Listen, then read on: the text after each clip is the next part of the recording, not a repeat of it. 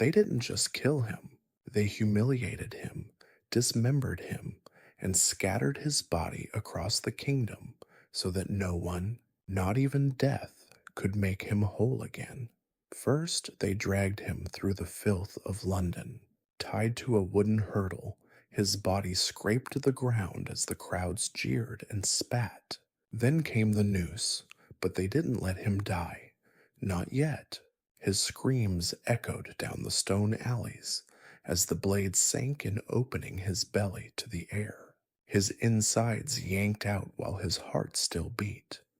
They burned his organs in front of his eyes, and only then, when the agony had exhausted even the crowd, did they slice off his head. But why? Who was this man they punished with such monstrous cruelty? His name was William Wallace. To the English crown he was a traitor, to the Scots a freedom fighter, a hero, a ghost they tried to erase. But what did he really do to deserve a death so savage, so methodical in its cruelty? Was it rebellion, pride, or was it something far more, dangerous hope? This is not just the story of a man. This is the story of an idea, one that terrified a king so deeply he tried to kill it with fire and steel, and he failed. Scotland in the late 13th century was not a land at peace. It was a fractured kingdom, wounded by uncertainty, and already bleeding long before William Wallace ever raised a sword. Its monarch Alexander III had died suddenly in 1286, leaving no clear adult heir. Within a few short years, his granddaughter, the only remaining direct descendant, also perished.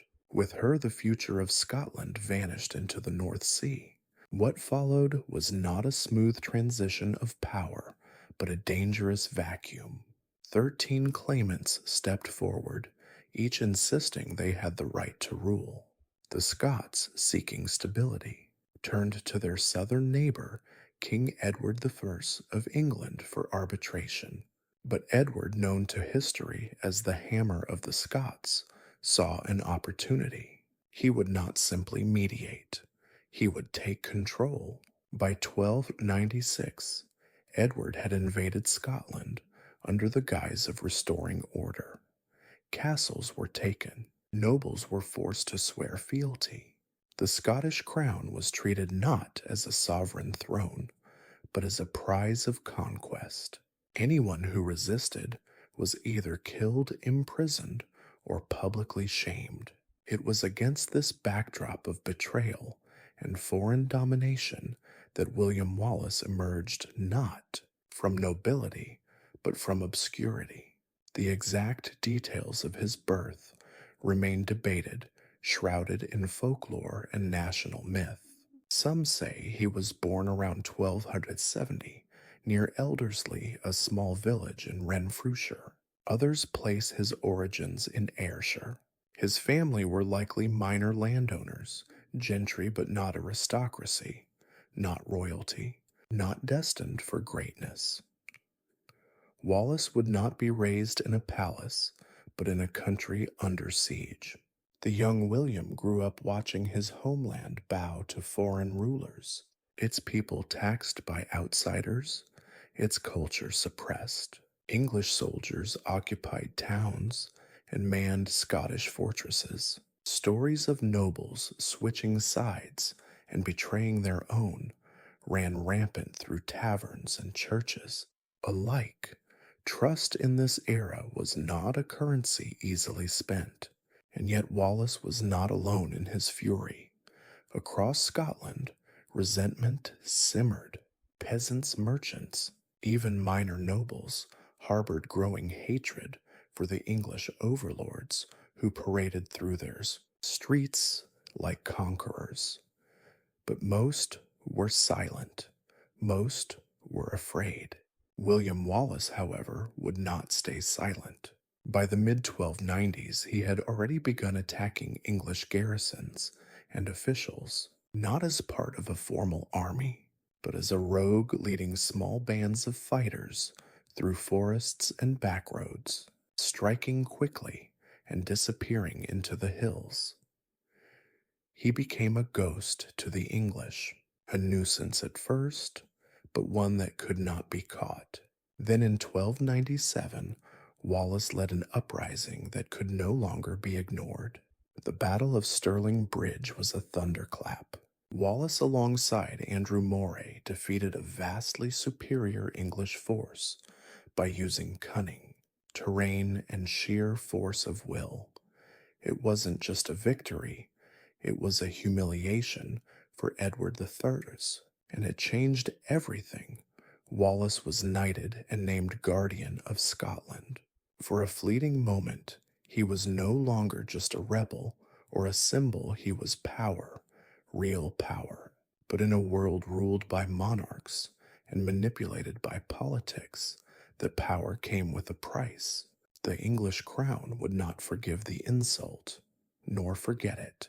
Edward the Reverend prepared for war, raising a massive army to crush the Scots once and for all. Wallace, meanwhile, was learning that leadership brought not just glory, but dissent. Other Scottish nobles distrusted him. Many saw him as a low-born upstart, too rash, too popular, too dangerous. The war would come, the betrayal would follow. But William Wallace, standing at the edge of history, was not yet broken, not yet hunted, not yet remembered. That part of the story was only beginning. The blood from Stirling Bridge had barely dried when the doubts began to whisper. Not among the English, they were screaming, but among the Scots. Victory had come suddenly, defiantly. But it had not come from a king.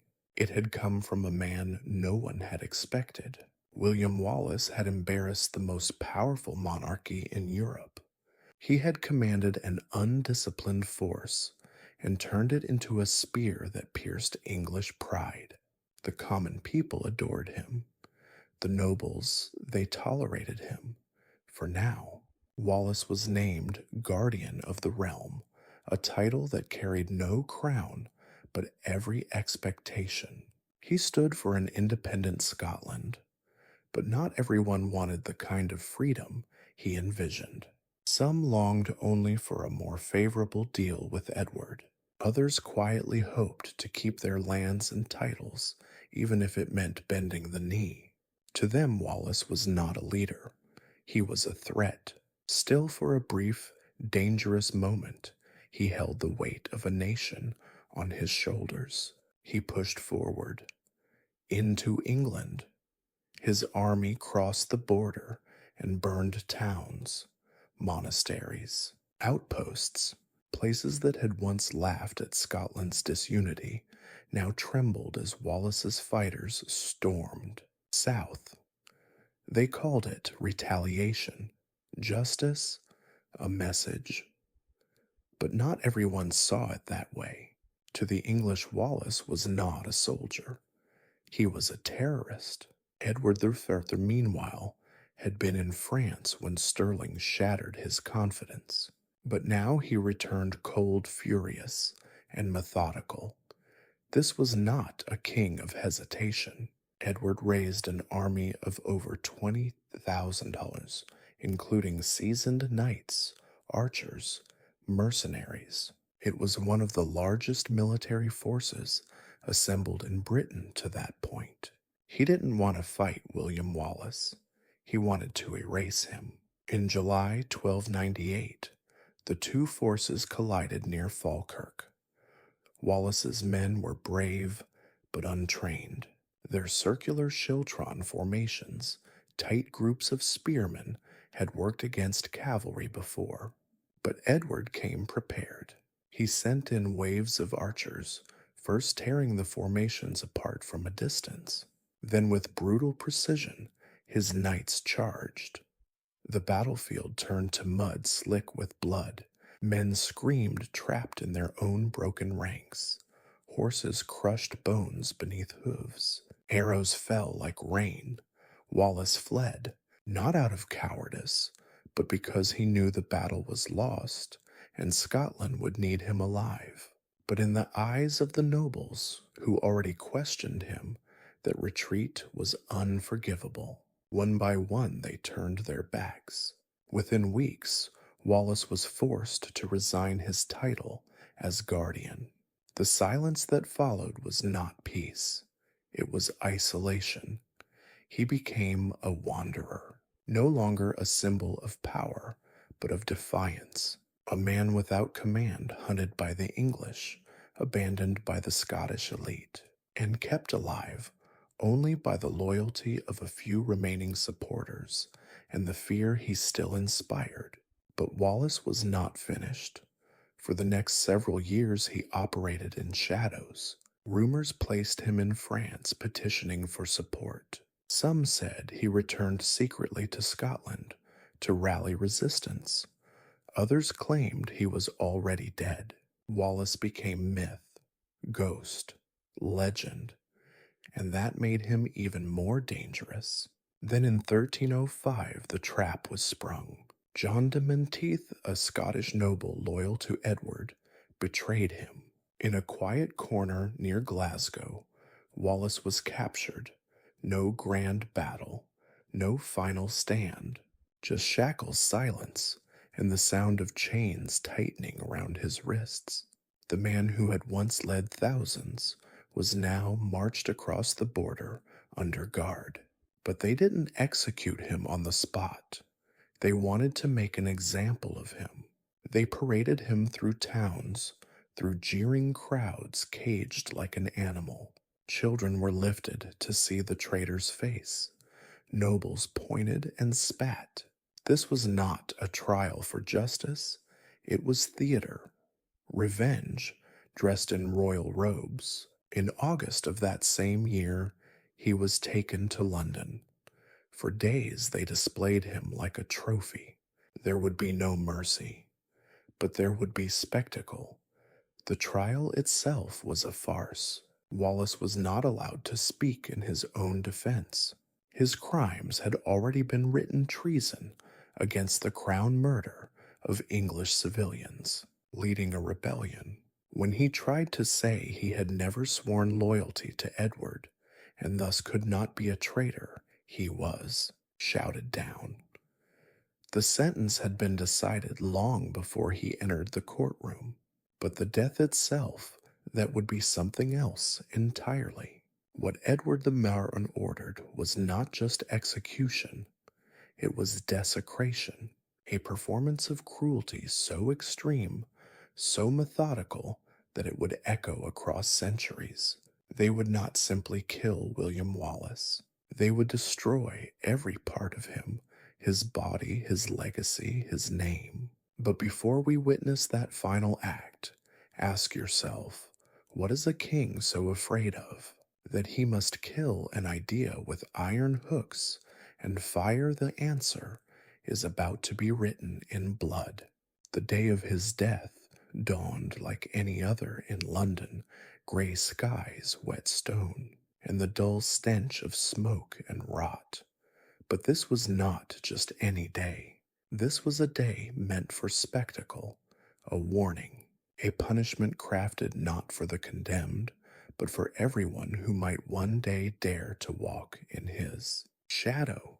William Wallace had been held in the Tower of London, chained and watched, denied dignity even in his final hours.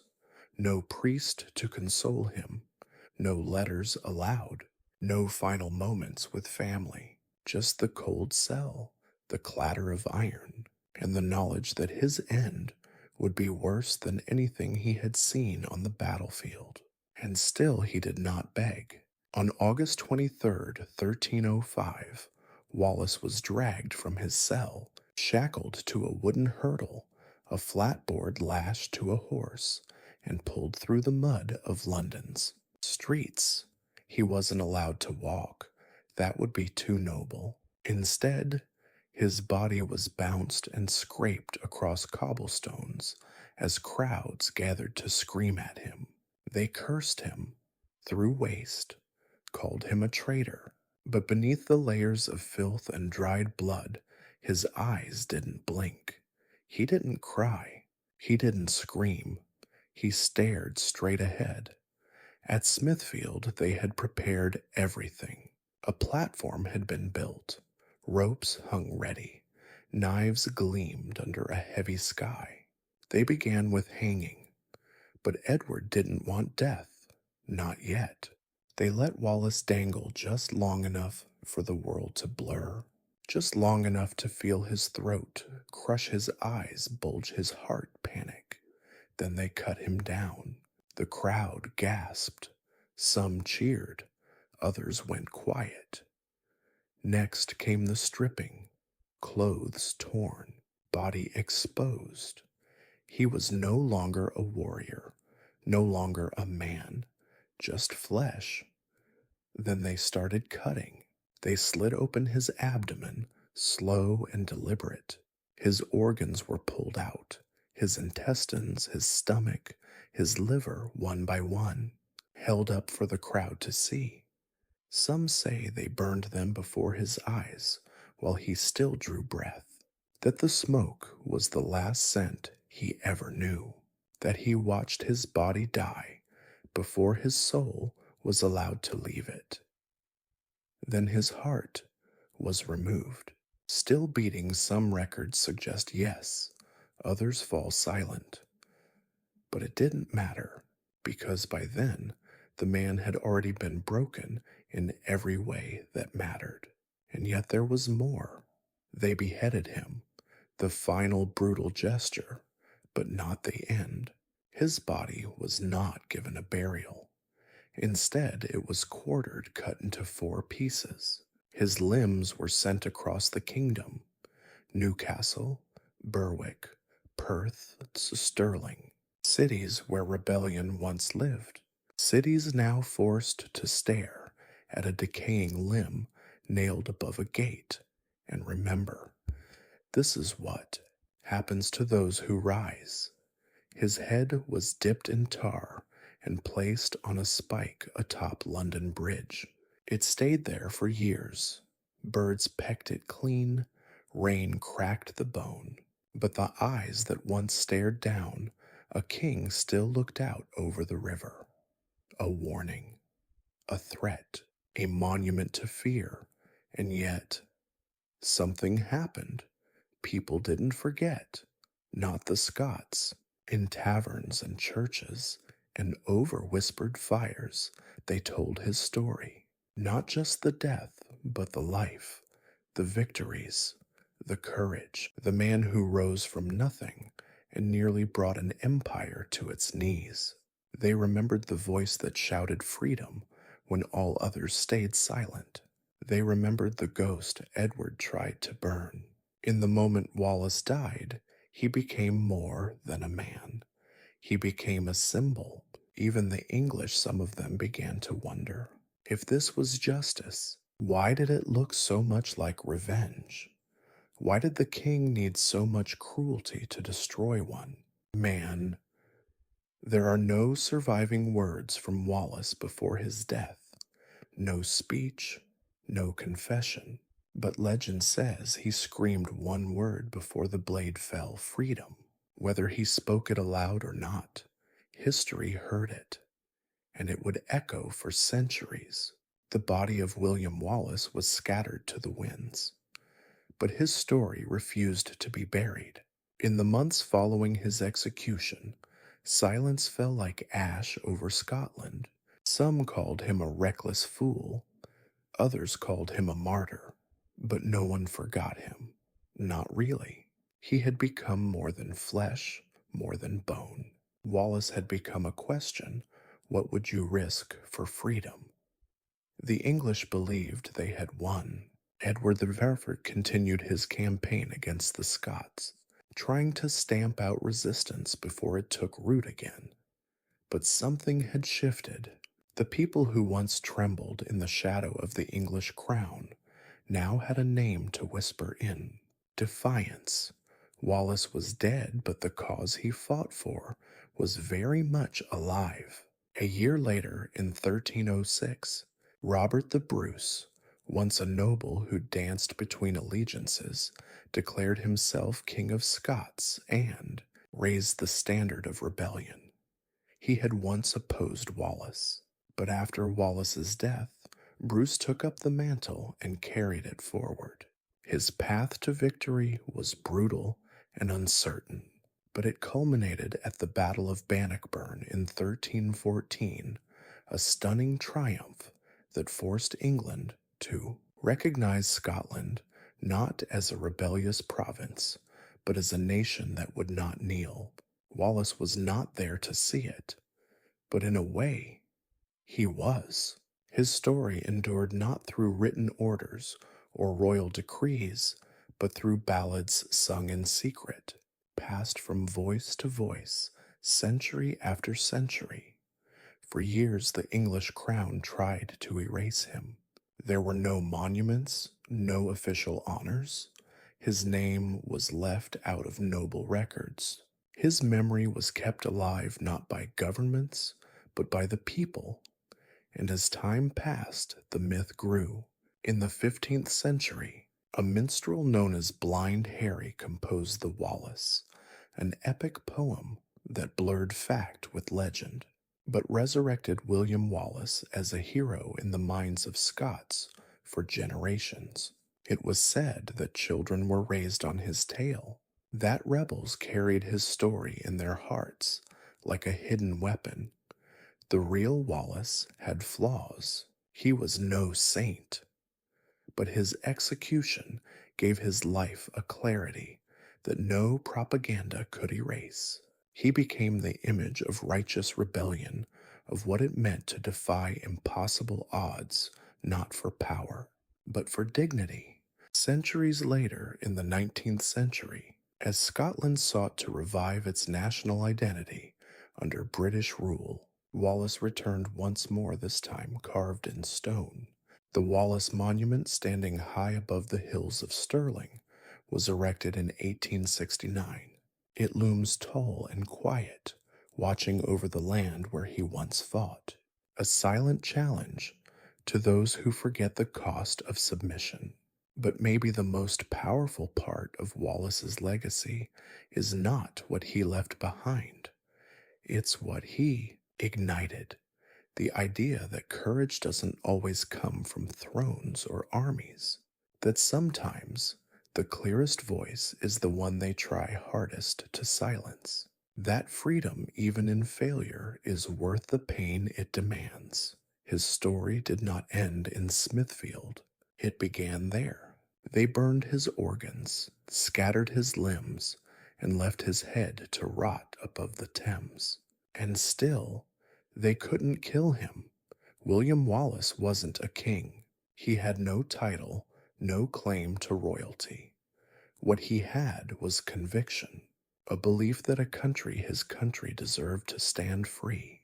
And that belief proved more dangerous to an empire than any army ever could. If this story moved you, if it shocked you, just wait, because Wallace wasn't the only one they tried to erase. There was another, a queen, betrayed by her own blood, tortured in silence, forgotten by history until now. Click here to uncover the story of Margaret of Scotland, a woman whose death was so quiet it almost disappeared until the truth clawed its way back from the grave.